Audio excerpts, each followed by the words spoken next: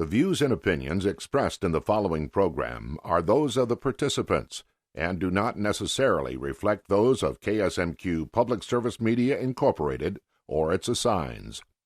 Up next on Farm Connections, a look at unique agriculture in Minnesota. Reindeer, raised commercially on a farm near Lake Crystal. These animals bring smiles and intrigue to people everywhere. And this herd consistently delivers huge antlers for precious jewelry and useful tools. Reindeer like it cold, and they love Minnesota. We've got the story next on Farm Connections.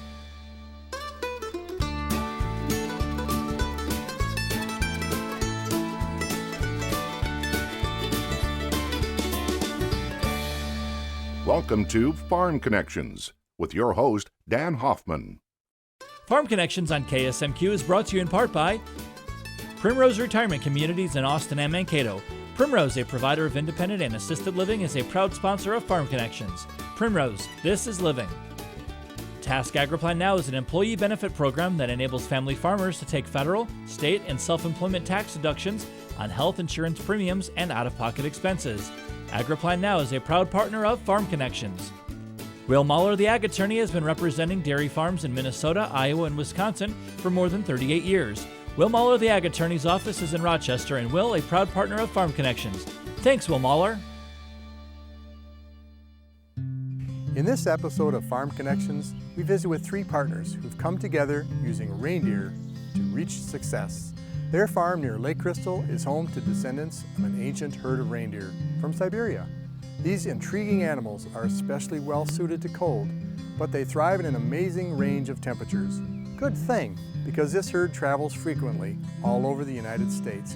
Yvonne Simons is one of the owners, a self-described reindeerologist with a passion for what she's doing on her farm.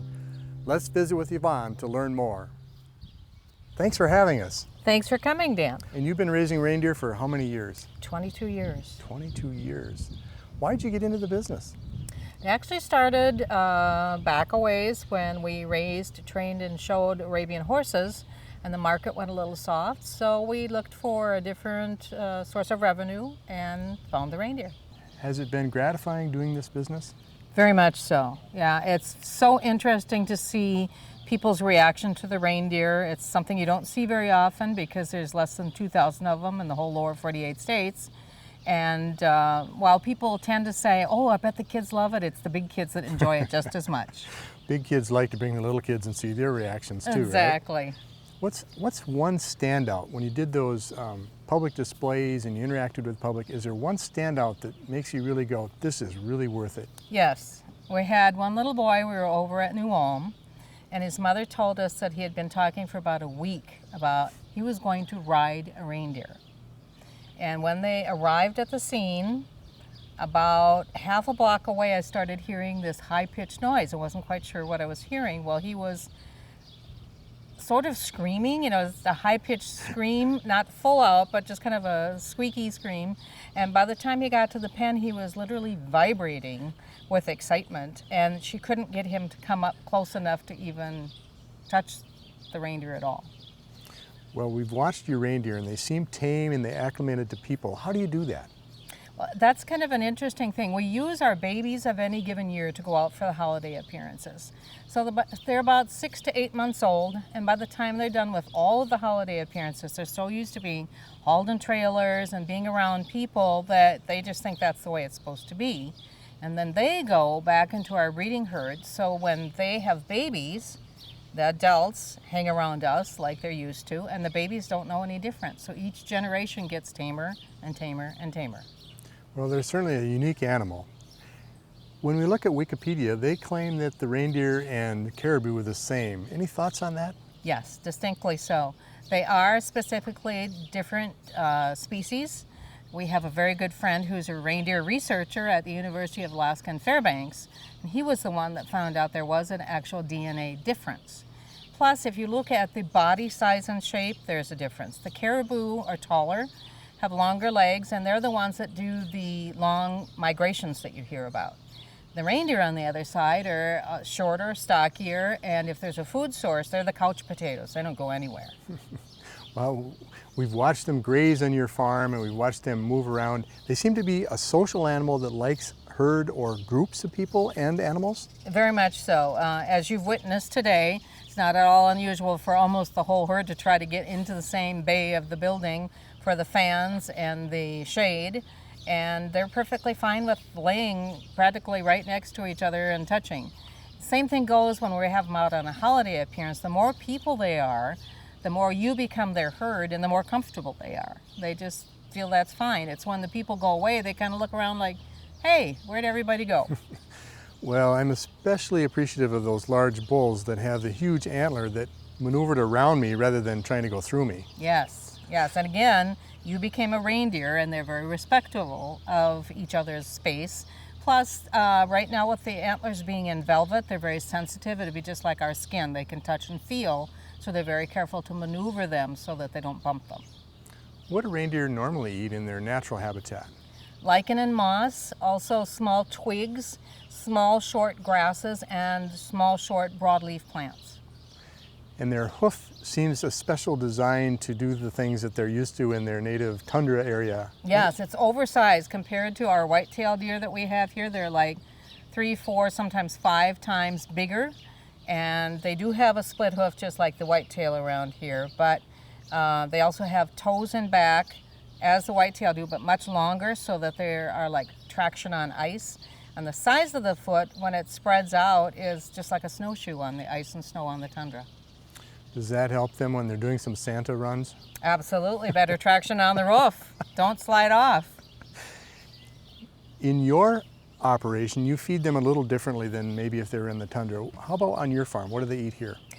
We feed a sweetened horse feed that has a combination of the minerals and vitamins they need to grow the big antlers and also for well-being of the animal itself. We also feed dehydrated sugar beet pulp, which would be like the lichen and moss on the tundra. That's as close as we can get for texture and nutrients. And then we top dress in the morning with extruded soybean meal, and then the evening with steam-rolled oats, which would be equivalent to our dried oatmeal. Well, they're so well cared for. Now, some of the audience might look at the hide or the fur and say, what's wrong? There's spots where it's short and glossy, and then there's bigger spots where it's blotchy. What's happening? They're shedding, big time. We do not want to stand downwind because the hair is actually blowing off, and sometimes it looks like it's coming off in chunks, but it is individualized hair. Soon they will be much darker than they are in the winter and have a much shorter coat that is hollow like the winter hair, so it insulates them from the heat just like the long hair did from the cold. So they're changing coats just like we do. Yes. Unfortunately, they don't have a zipper to get it off. So there's a transition time from cold weather to warm weather, but it looks like they're well on the way. Definitely on the way, yes. What is a reindeerologist? A reindeerologist is nothing more than a person that knows a lot about reindeer. And there aren't very many of us around, so we invented the term and decided that we would use that for people that came to get educated at the farm as well. It must be really gratifying to make those people happy at those holiday events. Definitely. You never get tired of seeing the joy that we bring. And thanks for joining us, but also thanks for keeping holidays special. Sure. Thank you.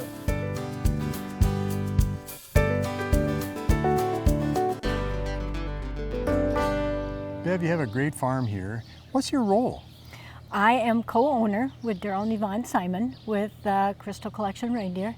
And part of my responsibility is not only, I guess, everything that goes on with the reindeer, but also partly responsible for all of the paperwork that's involved with owning and raising and selling and displaying reindeer. Are you the person we talk to if we want to schedule a holiday event? Yes. Years ago, Daryl and Yvonne and I decided that one person would be able to handle that rather than trying to confuse the customer, the client. So what I do, as far as if we're looking at any new people looking for holiday displays, I'll send out a brochure or call them, or people will call and email. It's still a lot of work, Bev, so there must be some reason you do this other than just it's a business and making money. Why do you do this? It is a business. It's generating financially for us, but also it's fun. Reindeer are such a unique animal. Not only kids, but adults are very amazed as far as even holiday displays, as far as this is a real reindeer, and yes, and they ask many questions, and it's some of the enjoyment that you get with talking to people, talking with the kids, and sharing about them. Also, as far as people that are looking to get into the business, they have 1,000,001 questions that they ask. So we feel with our experience that we've got, and also sharing with other reindeer owners for they can gather some information, it's so different than talking as far as another type of animal, and it's so new to everybody, and to be able to share the information and things that we know, it's a sense of satisfaction and a sense of pride in what we've done over the years as far as with the reindeer, and to promote them, and also to take part in research, and to be able to share that information with other people that are looking to get into the business. Well, you take your business very seriously, and it is a lot of work. What's the most gratifying thing that's happened in your business to you personally?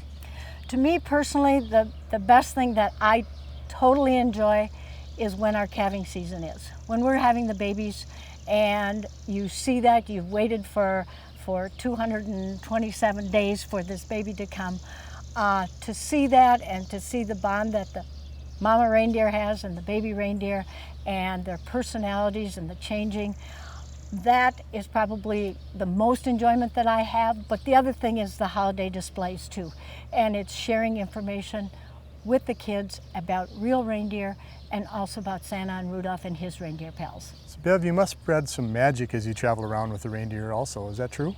Probably one of the biggest questions that we get asked, do the reindeer fly? And of course they fly. They fly on Christmas Eve, which is the most magical time of the year. And it's true, it's what you believe in your heart and in your mind. And we share that with all people, whether it be young people, old people, middle people, it doesn't matter. It's very magical. It definitely qualifies as a specialty or alternative type of agriculture, wouldn't you say? Yes, it does. And I also have spoken to different ag classes and stuff too here at South Central Community Technical College in their ag classes as far as an alternative, because people do look for something like that, whether they're looking at elk or buffalo or some other type of animal, just to give them the information concerning reindeer. And if people want basically a hobby, that could be good. They could take a few out on displays, but also as a business, you do have to have a marketing plan. You have to have a good financial institution that's able to work with you as far as cash flow, sometimes up and down a little bit, but also as far as an enjoyment part of it. It's a business, we work hard at it, but we also have fun with it too. It sounds like you do some community service. Yes, and we do a lot of presentations to different groups and organizations like Kiwanis, the different organizations here in our surrounding community, also to different classes involved in as far as the college students, as far as the ag area, and also in different career days that the different area high schools might have. So they're looking for entrepreneurs, people that have gone out and done something totally different. So we're able to share with those people within our own community as far as what we are all about and what if someone else would be interested in that individual as far as the reindeer. I heard words earlier about the veterinarian comes in to help with herd health, and I also watched the mothers and the calves interacting.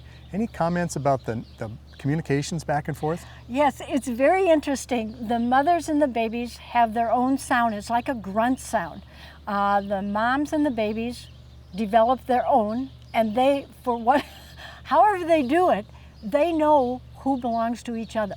And it's when you're walking around and you hear this grunt sound, first when we got the reindeer, we weren't quite sure what that was, but it's a communication between the mother and the baby. And even when people hear that, they're going, what is that? Well, it's the way that they're talking to each other and keep track of each other. Tremendous. What brought this partnership together?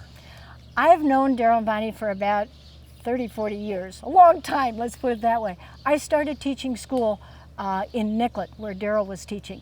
In that time, Bonnie was teaching over here in Madelia. Daryl introduced me to her because we were all coaching girls sports at that time. They had a farm, they raised horses. I'm born and raised on a farm from North Dakota. So it just kind of developed over the years as far as the animal, the farm, what we like to do together as far as some of the nature things and touring and things like that. So we've just been, they helped me purchase my first horse. And so it's just developed and kept there. And so when they talked about getting into an alternative, some other type of animal, I'm going, I'd like to be a part of that. So we are. So And here you great. are. And here I am. What a great story. Thank you so much for sharing, Dale. Thank you so much, Dan.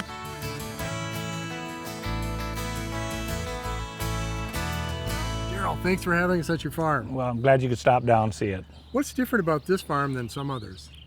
Well, we have reindeer, and there aren't too many of those around. There's only, I think, about 6 or 7 small operations in Minnesota. They've, usually have like 2 reindeer, 3 or 4 reindeer, but we have a breeding farm. And this is the second largest herd in the United States? Yeah, we've always, for the last number of years, we've had the second largest herd in the country. Yeah. Why reindeer? When I saw reindeer, I just figured Christmas comes every year, and the business should get better every year, which it has. It's every year gets better and better. When you take your reindeer out, what are some of the reactions from the crowd? They ask if they can fly, and of course they do. And not the babies that we take out. They're too small, and they got to have bigger antlers. As a matter of fact, we had a little bull calf here a couple years ago that had dropped an antler early, and so the kids are asking about that, and so we just have to tell them that, well, he's just a typical kid. You tell him not to try to fly. He's too young. He does it anyhow. Crashed into a tree, broke an antler off. Now all he can do is buzz around in a circle because he only has 1 antler until next year when he grows 2 again. Parents must love you if you help educate the kids. They have a lot of questions too. They're usually different, and then you get about whether Santa Claus is real and the gift thing, and basically what it boils down to. And you tell them that, well, yes, it is real, even though you don't get all your presents from Santa Claus, but that's Christmas. You learn to give to other people, and so your parents give you presents, relatives give you presents, your friends do, and that sort of thing. So that's kind of what Christmas is all about. Is there anything special about the reindeer as they go through the seasons or different daylight? Do they change behavior? What happens? Oh yeah. A reindeer is their whole system seems to be regulated by the length of day, and so, for instance, I think it was already mentioned that in the wintertime, their stomachs, starting in the fall, their stomachs shrink up. You can have all the feed you want in front of them, and they aren't going to eat it. They'll only eat about 1/3 of what they eat in the summertime. But once you get into May, about May through August, that's when their system, they can put on weight, pack on fat for the winter. And so they've got feed in front of them 24 hours a day. And then it's to the point for their antler growth, for instance. If they'll start growing antlers in the spring, they're new ones, and they'll grow. It takes about 2.5 months to grow an antler, and then by August for the males, they're done. By September, the females are done. They wipe their velvet off, and they'll keep those until December, January, February. They start dropping off. But the interesting thing, it's all controlled by daylight. Tell us about where they naturally come from, Daryl. Well, there are reindeer in a lot of different parts of the world. All of the reindeer that were brought over to Alaska and that are down here in the lower 48 now came from Siberia. But there are 2 different reindeer herds in Mongolia, and then of course Norway and Finland and Sweden and those countries too. But Russia's got a lot of reindeer, pretty crummy winter environments. Tell us about that environment where they came from. Would the native people use the animal for food? What would they use the animal for? Probably except the United States is an exception. We have our association. You have people with reindeer, and They're your pets. You use them for Christmas displays and those types of activities. You go to Alaska, it's a meat market. And Norway and Finland, Siberia, it's reindeer are raised just for those people to survive. You know, Mongolia, those groups of people that have their reindeer herds, that's how they exist. They travel with them, they milk the reindeer, they use their hides for their tents and everything, still live like that. That's how they exist. And, so yeah, they're raised just for people's existence, kind of everywhere except the lower 48. It sounds like your business has 3 parts to it. Yep. What are they? Well, we raise reindeer, sell calves, mostly calves. We rarely sell any adults. And then for years we've made a lot of stuff. Used to do a lot of jewelry out of the antler. Kind of phasing out of that right now, doing mainly knives, and I use the antlers for knife handles. Daryl, this is all great information, but I'd really like to see that place in the shop where you make the knives. Okay, you sure can. Well, let's do it. We'll go take a look at them.